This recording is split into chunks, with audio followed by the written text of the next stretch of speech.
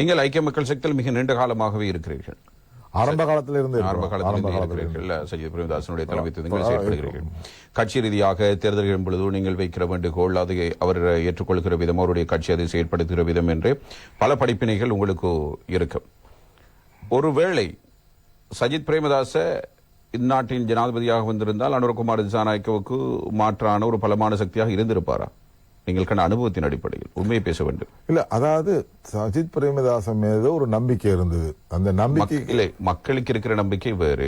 நீங்கள் ஒரு கட்சியாக அவரோடு செயல்படுகிறீர்கள், அவர் ஒரு தலைமையாக இருக்கிறார்.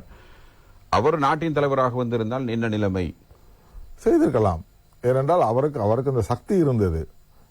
ஒரு சக்தியை உருவாக்குவது தனிப்பட்ட ஒரு மனிதனுடைய சக்தி அல்ல, அது ஒரு கூட்டு சக்தியாக தான் இருக்க வேண்டும். அந்த அளவு கூட்டு சக்தி ஒன்று ஐக்கிய மக்கள் சக்தியிலே இருந்தது. இப்ப அங்க சில பொருளாதார நிபுணர்கள் இருந்தார்கள், வேலை செய்யக்கூடிய பாராளுமன்ற உறுப்பினர்கள், முன்னாள் அமைச்சர்கள், இவங்கெல்லாம் இருந்தாங்க.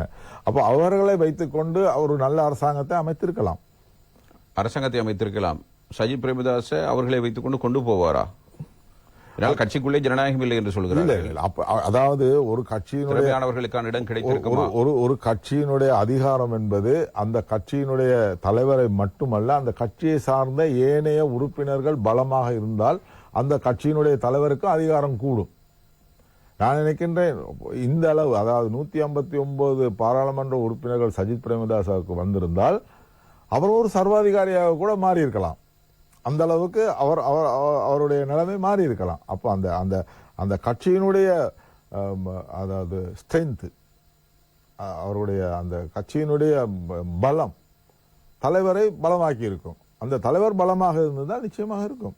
இப்ப நீங்க உதாரணமா எடுத்துக்கிறீங்க ரணசிங்க பிரேமதாஸ் அந்த காலத்துல நினைக்கிறேன் 89 போட்டியிட்டு வருகின்ற நேரம் அவருக்கு பெரும்பான்மை அரசாங்கம் ஒன்றாமே இல்லை, சாதாரண அரசாங்கம் தான் அமைந்திருந்தது. ஆனால் அவர் ஒரு சக்தி உள்ள தலைவராக செயல்பட்டார்.